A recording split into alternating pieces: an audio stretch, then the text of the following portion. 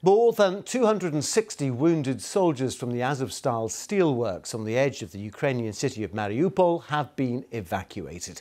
They'd been holding out against a Russian offensive for nearly 3 months, gaining almost legendary status among many Ukrainians in the process. Well, this map, created by Britain's Ministry of Defence, shows what it says are the latest front lines. The dark pink shaded area showing parts of Ukraine which have been taken by Russian troops. If you look down to the right bottom there, you can see Mariupol, a key port on the Sea of Azov, deep inside that Russian-held area, effectively cut off from other Ukrainian forces. Well, these latest pictures suggest that the soldiers in the Azovstal plant were bussed out and have now reached Novoazovsk, which is a Russian-controlled town in eastern Ukraine. At least 50 of the soldiers are said to have been taken to local hospitals there. It's not clear at this stage if they will be released into Ukrainian government hands. The Ukrainian President Volodymyr Zelensky has stressed the importance of their release. We hope to save the lives of our boys. Among them are the heavily wounded. They are being treated. I want to underline, Ukraine needs its Ukrainian heroes alive. This is our principle. I think these words can be understood by all adequate people. Let's get the latest now from Joe Inwood, who joins us from Lviv. Joe, is this effectively the end of the siege of Mariupol?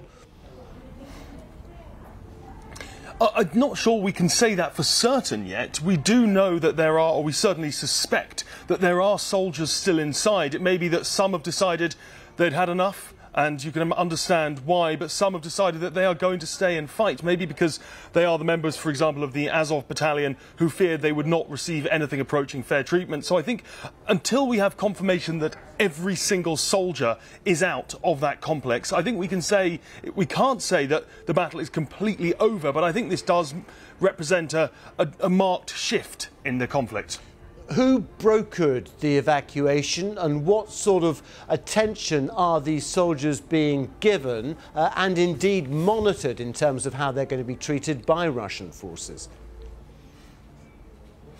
I think it's worth saying at the start that this has all happened rather under a shroud of secrecy. We haven't been given a running commentary on the negotiations to get them out. We understand from what President Zelensky said, however, that as well as the Ukrainians, the Russians and their intelligence services, the United Nations and the Red Cross were involved in this, as they were in the 2 previous evacuations from Mariupol.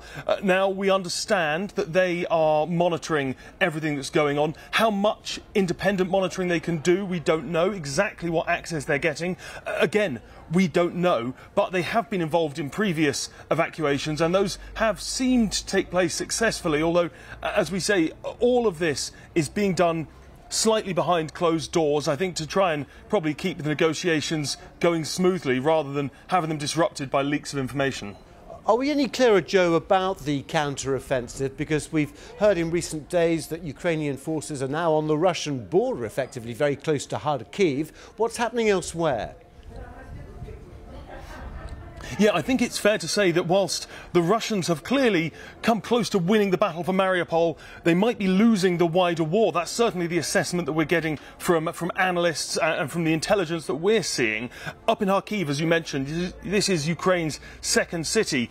We've seen a counter-offensive. We've seen Ukrainian forces pushing Russian forces back. And yesterday, indeed, there was a video that was released, I'm sure people will have seen this, of Ukrainian forces carrying a big yellow and blue striped post to the border to reimpose their post on the internationally recognised border. They sent a message to the President Zelensky, saying, "We are here, we've done it." So, yeah, we are seeing these Ukrainian counter-offensives, even pushing Russian forces back across the Seversky Donetsk River around Donetsk, and holding the line in Izium. So I think the general pattern, although it's varied in different places, the general pattern is that the Russians seem to be struggling. They're losing a lot of forces and the Ukrainians are trying to push them back where they can. OK, Joe Inwood with the latest in Lviv. Thank you very much indeed. Well,